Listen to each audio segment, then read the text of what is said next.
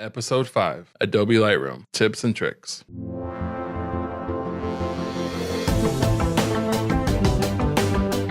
Welcome to the Visionary Variety Podcast, where we cover cool stuff like photo, video, film, books, and technology. So switch on your brain and enjoy the show.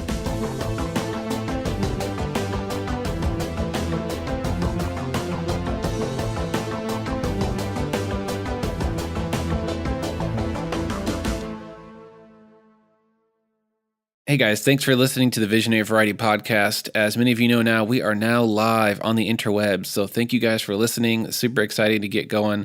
We really appreciate all of y'all's support and love and sharing and subscribing, of course. If you guys do have any questions about anything we talk about in the podcast, or maybe we ask a question, we would love to hear back from you listeners. You can email us at tvvpodcast@gmail.com, like the Visionary Variety Podcast. Abbreviated at gmail.com. We'd love to hear from you guys on any of your thoughts, opinions, good or bad, about the episodes, and maybe even let us know what you'd love to hear about. That'd be cool too.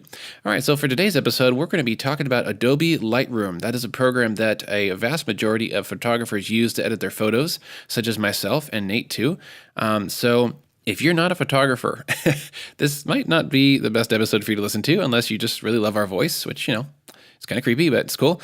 Maybe check out the other episodes if you're into that stuff. If not, if you want to learn about Lightroom, if you're a photographer or if you want to be a photographer and you're just not sure what to do as far as the software side, how to edit photos, what programs to use, then this will be a great introduction to Lightroom. It is my favorite program for editing, and it's very powerful, and you'll figure out why pretty soon. So, Nate, you have anything to say before we get started? Yeah, well, I'm a videographer for everybody that does not know that. So I have Lightroom, and I'm just going to say up front that I know the basis of Lightroom. I know how to import, how to edit, how to export. There's a few other things I know, but that's basically at least the 100% knowledge I have. So I'm going to really enjoy just listening in and, hopefully learning something from this. And I'm not a photographer. So for those that aren't photographers, it's okay. This is something you can pick up as a hobby. Yeah. And like Daniel said, if you just want to listen to our voice, that's weird. But other than that, I won't judge you. Yeah, no. So Daniel, there are a lot of people out there that know how to import. Now, you as somebody that uses Lightroom as a job, as a career, do you have any tips or tricks for the process? I definitely do. Yeah, the import screen could be a little intimidating, or maybe you understand it. You just kind of breeze through it real quick, and you don't tweak too many things. So I've got 3 really helpful tips that I've discovered that I always do when I'm at my import screen. So the first thing you want to do is you want, on the top right, when you're on the import screen, you want to set your previews to embedded and sidecar. And this really has to do with the new version of Lightroom 2018. They did some improvements, but one of the default drop-down menus is set to a less than helpful setting, which is not embedded in sidecar. So you need to go and change that preview setting to embedded in sidecar. Now what that does is basically it's using the JPEG preview that's built into your RAW files. So Nate, did you know that when you take a RAW file with your camera, there's actually a JPEG file inside your RAW file? Did you know that? No, I did not know that. I mean, I know what RAW files are in JPEGs, but I didn't know it did that. Yeah. So I didn't know this either until a few months ago. I learned about this setting when Lightroom updated. I saw this article going around, and I learned it. I learned that when you take a RAW file, there's actually a small JPEG file embedded into the RAW file. Now it's not a full size JPEG; it's maybe half size, depending on the camera. Some cameras have larger JPEG previews. So when you import RAW files into Lightroom, it is building previews, and that takes time, right? It's actually making a JPEG, rendering it out a small size, a medium size, a large size. That takes up a lot of time for your import, and that's why Lightroom import was always so slow. Yeah. Because it was making these background images for every single RAW. And so that's a preview. So the small preview is used for the thumbnail in library view. When you see all the images real small, thumbnails, there's a JPEG for that. If you open that thumbnail into the full size, if you open that into the full screen view of the image, that's the medium size JPEG preview. And then if you zoom in, it's going to make a full size JPEG preview. So there's a lot of extra JPEGs being made. It's a lot of processing time. It slows down Lightroom a lot. So this new version, I didn't know that. Yeah, so the new version, Adobe's finally gets it. They're like, hey, you know what? All these RAW files we've been using for years, there's actually JPEG already inside of it. So let's just use it. Duh. That's what the other program, there's another program called Photo Mechanic, which is super fast and super awesome for culling and importing. A lot of people just use that, and then they go to Lightroom for the editing. But Photo Mechanic has done this all along. They were smart. they use their JPEG preview inside the RAW to speed things up. So yeah, set that drop down to embedded in Sidecar, which is going to make things really quick. My next tip for importing is to convert your RAW files into DNG. So at the very top, you can see there's like add, move, copy as DNG. You want to do copy as DNG. You ever heard of DNG format, Nate? I have, but I don't know what's the difference. Yeah, so DNG is Adobe's attempt at the raw image format. Now I know Nikon and Canon and all the other companies out there, they've got their own raw image format. Essentially they're the same, but the way they're written and the file extension is different. So Canon's is .cr2, Nikon is .nik. I don't know what the other companies have their own formats, but Adobe's like, hey, we're cool. We have our own format now, and it's DNG.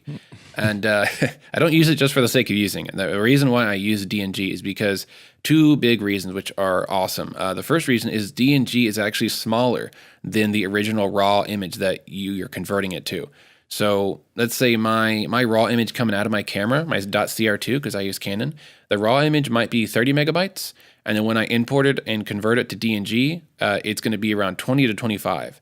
So generally, yeah, space is great because, I do weddings, I do big shoots, and there's a lot of images. And if I can save 20 to 15% of space, heck, I'm going to do that. And that's generally is 20% smaller, give or take. So size is great. Then the second reason why I use DNG is because it does not have a sidecar file. So a sidecar file is a tiny little file which accompanies every single raw image you import from your camera. If you keep it as the original raw format, CR2 for Canon, NIK, Nikon. So whenever you edit your raw files, all your edits and settings you're doing in Lightroom are actually being saved in a tiny little sidecar file, which cannot be separated from your raw image. Now you might have them stored in one folder on your computer and you just don't know it, but they're there. So let's say you accidentally somehow lose all your sidecar files and you lose your Adobe Lightroom catalog. All your edits are gone. All you have left is your raw images with no edits done to them. And that's pretty scary. So DNG offers a second kind of redundancy for your backup. So, your Lightroom and catalog contains all your edits. Yes. It also contains your preview files. But the DNG itself will also store your Lightroom edits too. So I tested this. I edited a Lightroom image, a DNG file, and I did like black and white, did some contrast. I did a bunch of random settings on it, so it was noticeably edited. And then I sent that DNG to my friend, and he opened it, and it had all the edits already in the file. Isn't that cool? Wow. Yeah. So that is cool. No, that's very helpful too. It is. Yeah, it's great. Like I said, it's another redundant level of backup.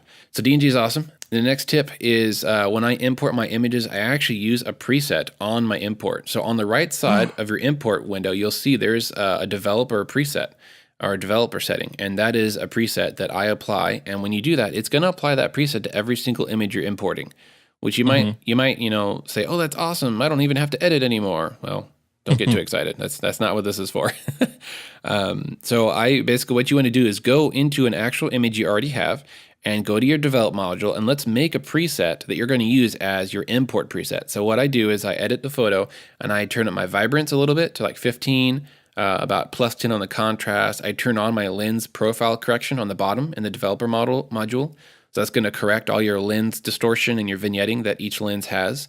I also apply a little bit extra sharpening and noise reduction.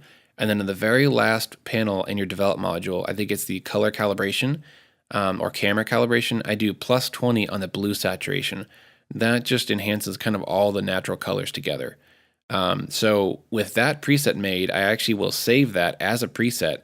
And yeah, I apply it to all my photos every time I import because, you import these photos and you kind of do the same thing to most of your photos.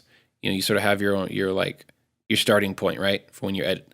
And I realize I'm doing the same thing over and over, and this is kind of a time waste. Yeah. And so I made it into a preset, and now I don't have to do that anymore. My photos import, and they're ready to get more detail or edits done. I don't have to do these same little functions over and over. So basically, just saves you time. Yeah, it saves me time. It's all time is money, and I have a family, so I don't want to be doing spending extra time on the computer. So yeah, that's it for the import screen. So in the Lightroom, take the time, even if you set your own preset or buy a preset, take the time to learn how to edit. Yeah, the editing is where Lightroom really shines because it is just geared towards photographs, to portraits and landscapes and any kind of photography you do. Now, Photoshop's different. Photoshop can do pretty much everything. Graphic artists use it, illustrators use it, people who do fonts and typography, they use it. So it's so open-ended. It's not geared towards one artistic expression. Now, you can edit photography in Photoshop, but it's going to take you a lot longer. Lightroom, however, is geared towards photographers. That's why I love it. Yeah, I mean, moving in the editing stage, do you have any tricks for any parts in Lightroom? Yes, I got a lot. Oh boy. I got a plethora. When you select a photo in your library mode, if you want to hit G, that'll go to your library view. Select an image or a bunch of images, and on the right panel, you're going to see tone control and then auto. There's a big rectangle button that says auto. So what that does, it's actually using, if you have the new version of Lightroom, the 2018 version or newer, it's actually using artificial intelligence to somehow judge if your image is underexposed or overexposed, or if it needs extra, shadows bumped up or highlights dropped down, and it's going to edit your photo for you, basically, as far as the tone and light values are concerned. So if you hit that, that's a good starting point. It's not always right, but I'll tell you this: it's way better than it used to be. With the previous version, 2015 and earlier, there was auto adjust, but it wasn't as accurate or good or reliable as it is now. So the auto is really nice to do for your very first step of editing, unless you've got some really different style photography, like you've got a bunch of flash and dramatic lighting and shadows. That might not be it might be a little tricky for the AI to understand and edit properly. But if you got normal, just clean outside or nice lighting photography, auto is a really great starting point. The next thing is when you're culling your photos, which means when you're selecting the good ones and the bad ones, which ones you keep to edit and which ones you're going to delete or just not touch. Turning your caps lock on will actually help you get through the photos. So I'll show you what I'm talking about. If you go to one photo, so I've got one photo open right now, I'm going to hit caps lock on my keyboard.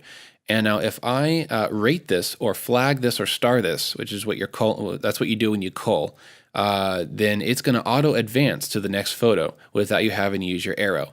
So sure, I'm saving like 0.5 seconds, but you add that up over 100 photos, hey, that's like a minute or 2 minutes saved. Maybe, I don't know. I didn't do the math, so don't actually trust me. It helps. Let's put it that way. It helps. Okay, don't get technical on us. We're gonna get some emails with the math equations in them. All right, so I've got a photo open. I've got caps lock on. Now, if I hit number 4 on my numbers, I'm gonna rate it as a 4-star photo. Boom, it's automatically went to the next photo. And it's like, well, maybe that's a 2-star. And then boom, it goes to the next photo. So it's automatically scanning through each photo after and only after you flag it or rate it or whatever. And yeah, saves a little bit of time. Another trick that I found, which I haven't really seen anywhere else. I'm not going to say I'm the only one to know this, but just saying, haven't seen anyone else bragging about this. If you're in the develop module, so you hit the letter D on your keyboard, goes into the edit view or develop. If you put your mouse on the border of the right side panel, that's basically the editing panel, right? On the right, it's all your editing stuff. If you hover your mouse right over the border on the left side, you can expand or collapse your panel, make it fatter or skinnier. Now, you can make it really skinny to save room, but if you want more detailed resolution, or if you really want more detailed editing, move it all the way to the left, and that makes your sliders bigger. And what does that mean? That means more accuracy in editing. I can move my mouse like 1 pixel, as opposed to if it's really narrow, I move my mouse a little bit and then boom, it just changed the exposure really big. So if you have larger faders, you have more accurate editing. I did not know that. Yeah, it's a cool little adjustment to really cool, actually. Your setup, it's a little tweak. Another thing to save room on your screen and make things more of a workflow instead of just jumping around and editing like a crazy person is, again, on the right side in your editing or develop panel, right-click on any of those things, whether it's the basic panel or the tone curve, details, whatever. Just right-click on one of them and go to solo mode. If you check solo mode, it's only going to have one panel open at a time. So if I click, I've got basic panel, drop down and expand it. If I click on tone curve, it closes the basic panel and opens tone curve. And so vice versa. If I click on further panels, it only keeps one open at a time, which is really nice because when I didn't know about this option, I'd have all these panels open and I'm scrolling up and down. I'm trying to find, wait, where's the curve? Oh, it's at the top. Where's the effects? And it's at the bottom. Oh, further down to the bottom. I'm just scrolling like a crazy person. So if you turn on solo mode, it's actually going to save room and make things a lot cleaner. And it kind of helps you edit the way you should. You should start at the very top, do your white balance, do your exposure fixing. and then your color, clarity and vibrance, and then you move down to your curves, and that's the next panel down, and then you're done. Move down to your color tweaking. So you kind of have like a flow of editing. It really helps with the efficiency and just kind of keeping things in order. That's interesting. I did not know that either. So I'm learning a lot of stuff, guys. I'm learning a lot of stuff just sitting here. Another thing that I found out recently is if you put your mouse over a fader, let's say I'm going to go to my basic, I'm going to put my mouse over the exposure slider, and if you use your arrows, up and down arrows on your keyboard, you can move the slider up and down. Using a trackpad on a laptop is kind of annoying, especially when you're trying to grab these little tiny faders and you're trying to click and move them, and it's really tedious. So if you have a mouse, it's actually a lot easier and more intuitive. But just put your mouse over a fader, and you can use your up and down arrows to move them up and down. We'll save you some carpal tunnel there. You're welcome. So Nate, on your video camera, you have an option to see the clipping highlights, right? Like if a pixel is too bright, can you see that with like red pixels? So on the video camera, I can, but probably not in depth as you're probably thinking. But I do know what you're talking about, but not in the like in the cameras I have. I don't currently have that, but I do know what you're talking about. Most of the newer mirrorless video cameras can do this, where you can actually turn on an option to see clipped pixels. Now, what clipping is where a pixel is pure white or pure black. And now that might sound okay, but it's actually usually not a good thing. You want to have your exposure right and correct so that there's no pixels that are being blown out to pure white and no shadows that are just clipping to pure black, because then there's no detail, right? If you got a sky that's clipped and it's all white, there's no detail. It's white. That's not good. You want some texture, some detail, some blue, something there, just not pure white. So in Lightroom, you can see clipped pixels. If you go to the very top of your develop panel on the right, see histogram, drop that down. And now you're going to see those crazy little wiggly lines of different colors. That's a histogram of your image. It kind of tells you the values of everything from dark to light, red, green, blue, all that. Don't worry about that. All you need to worry about is click on the little triangles in the top left of histogram, and that'll turn on your shadow clipping, which shows you blue pixels, where any pixels in your image that are pure black, that are basically bottoming out, right? That's clipped pixels on the shadows, and they're all blue, which is kind of crazy, but it shows you where your exposure is at. And then conversely, you can use the clipped highlight pixels, which is the little triangle on the top right of your histogram. If you hit that, it's going to show you any pixels that are pure white, that are basically hitting the ceiling of your image clarity. They're going to show up as red. So if you don't see any, just turn those triangles on, the shadow and highlights, and move your exposure slider all the way down, and slowly your image will become blue because it's all bottoming out to black. And then slide your exposure up, and you'll see the ceiling of red where the pixels are. There's no more detail. It's just pure white. So pretty cool. That's helpful. When you're editing a complicated scene where you're not sure like where you really stand as far as your detail level in your image, then turn those on and you'll be able to see like where you're at. That's really cool. I mean, I know what you were talking about, but the fact that it's an option in Lightroom definitely helps. Yeah, and I'm definitely going to be looking into that. Yeah, that's nice. If you're editing sunny day photos, or you see like their face is really exposed, overexposed, and like clipping, that's just a good way to check that out. See where you stand. If you need to drop the highlights more, if you need to drop your exposure, that helps you out.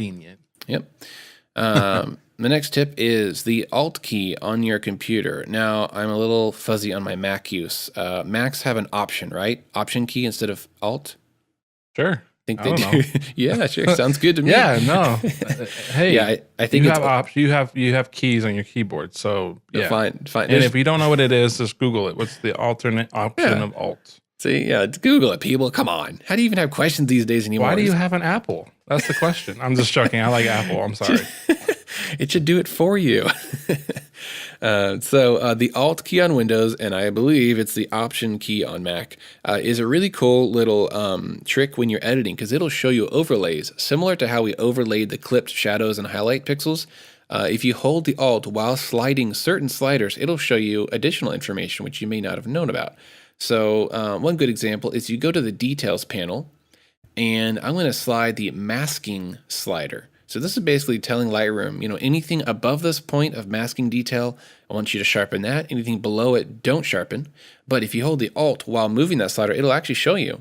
It looks really crazy. Actually, it looks like a little drug trip, like a neon crazy acid trip, where what parts of your image are being sharpened and what's not. So again, hold Alt while you move certain sliders, and it'll show you additional information. And then when you let go, it goes back to normal view. And also, I'm sliding the sharpen amount slider up and down while holding Alt, and it shows you the image turns black and white.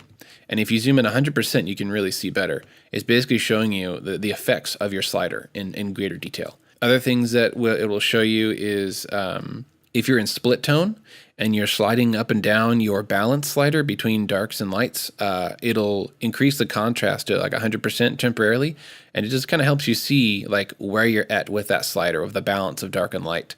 Another thing is with the curves. If you're holding Alt down, it'll actually allow you to make more precise adjustments to your curve. And curves is one of those things where you really want to be detailed about. You don't want to be sloppy with your curves. So if you hold Alt and you're moving your dots around on the curve, little square, it'll move them in slow-mo, kind of like less than you would normally. And more precise edits. Yeah, that is cool.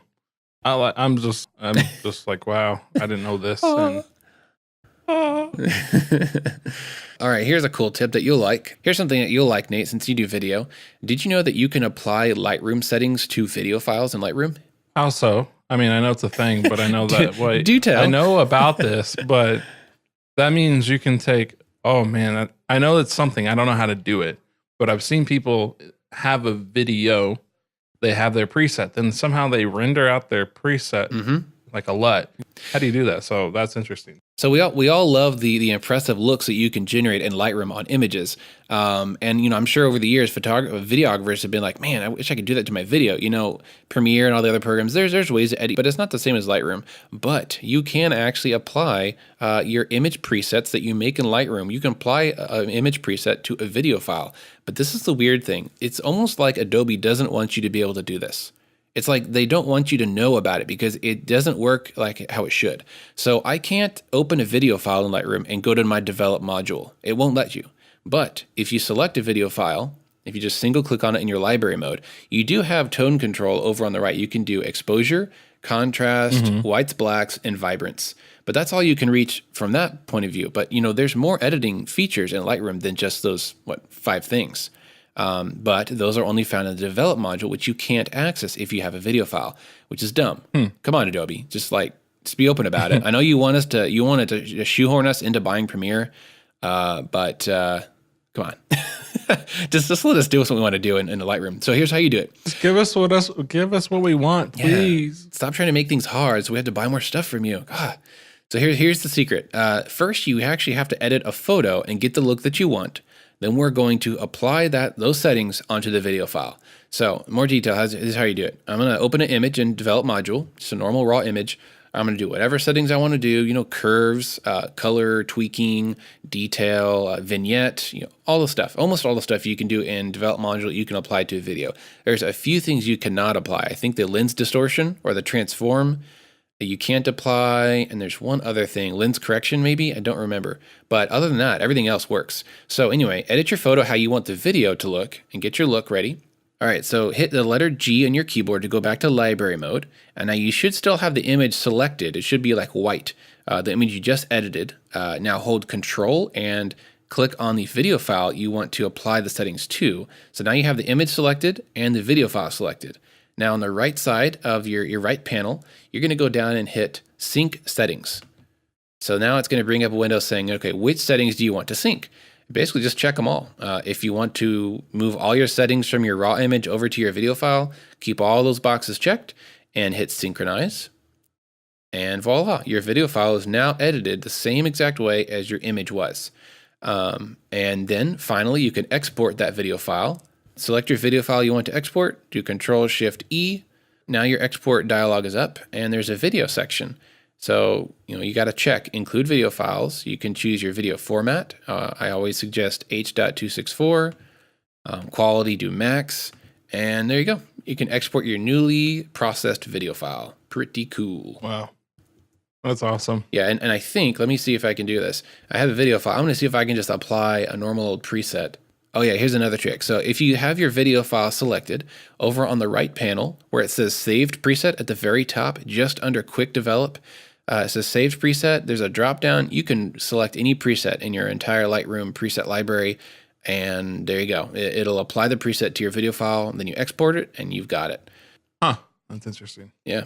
And the color controls are really nice in Lightroom. Like you can increase just the oranges. You can make the oranges brighter for skin tones, or you can saturate the blues and drop them down so the skies are more visible. You can make presets for skies and use them in your nature videos. Very helpful. That is very helpful. So hopefully you'll be adding that to your portfolio of tricks. Yeah. No, I definitely need to dig in that a lot more, because I'm just listening and I'm like, man, like I really like the look of that photo. I mean, in easy terms, let's say in Lightroom, I have a preset that I personally made. And then I'm like, man, that would look so cool on a video. Well, now you can do it. Now, ta-da, Yay. welcome to the 21st century. Now, if Adobe, gets their stuff together and listens to me, because I know they're listening right now. I know you're listening, Adobe. Then what they would do is they would allow you to edit video much more easier. So you just click on a video file, hit D for develop, and boom, you've got all your settings there. But no, they're all grayed out for some stupid reason. And it literally says video is not supported in develop, which does not make sense, because you can play a video file. It's not like Lightroom doesn't know what to do with video files, because I just edited one and I exported one last night to test it. It works. And if you're in library mode and you just open a video file, you can play it, no problem. It's like, I don't know, it's dumb. All right, so my last tip, my 12th tip, is adding logos to your images as you export. So in a lot of cases, you want to have your watermark or your logo on your images when you export, so you can upload them straight to the web, and voila, there's no question about it. And if anyone steals it, hey, you got your big old logo right in front of their face, and you can't get around it. So, you will need to have your logo made somewhere, let's say Photoshop, or of course, you can get freeware programs like Krita or GIMP and make your own logo that way. That's what I suggest if you don't have Photoshop. But if you're paying for Adobe Creative Cloud, then you've already got Photoshop. So just get over yourself and learn it. Make some simple text, put a circle around it, put a square on it, I don't care. Make your logo. And what you want to do is you do want to save your logo as a PNG. So PNG is cool because not only is it higher quality than JPEGs, but PNG can contain an additional channel of transparency. So JPEGs, you can't have no background, right? It's black or white, or it's just one image. It's a two-dimensional flat image. But PNG can have nothing. It can have transparency. It can have alpha, which is a fancy word for transparency. So what you do when you make your graphic is make your text for your business name, add some fancy flowers, some lines or circle around it, square, whatever, frame it, make it look professional, and then save it as a PNG with no background, and make sure that there's transparency supported. And then now you're good for that part. Now what you do in Lightroom is in your export window, I'm going to do Control-Shift-E, scroll all the way down to the bottom of your export dialog, and you've got the second to bottom one is watermarking. So expand that, and I'm going to check mark watermark. So yes, go to Edit Watermarks. And this is going to bring up a new little fancy dialog, which shows you a preview of the image you've got selected. And now you can actually type in your own thing. You can type in copyright Daniel Grove, or I can type in my business name and just have that text added to every single image. Or you can get real fancy and choose an image to overlay. It says, please choose a PNG or JPEG image. So that's where you select your PNG image. You can say where to place it in your image, the corner, the center, the bottom center, whatever. You can actually adjust the opacity, so you can make your logo kind of about 50-50, or 100% there with no transparency, whatever. So there you go. It overlays it. You hit save, and you can actually save that kind of as a watermark preset, which you can use or not use later in the future. Very handy. And when you export, it's got your watermark layered on top of all the images that have just been exported. Very handy. Yeah. Wow. You're welcome. Yeah, that's a lot of information that is very helpful. So yeah, I'm like, wow. You may need to go back and listen to this again if someone's really trying to master these things. That's why it's a podcast. Isn't that cool? It's a podcast. You can rewind, you can pause, go do it yourself, and learn some new Or tricks. you can speed our voices up really fast. Make it sound like munchkins. 2x speed. Ooh, that's a professional podcast listener there. I myself am up to 1.4 times speed, and I'm pretty comfortable with it. 2 times. Ooh, we're pushing it. The words are starting to blend. And Yeah, you're like, wait, what? I might pop a gasket with that. That's too fast for me.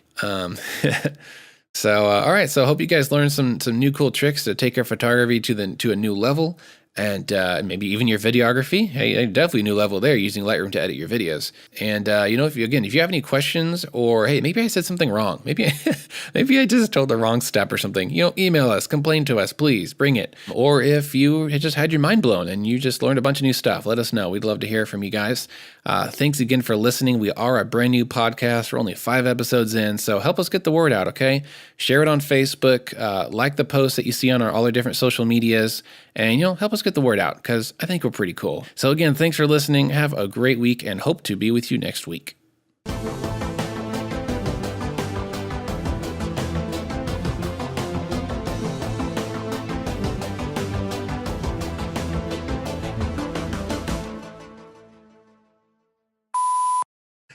I'm going to need you to not. Could you just not?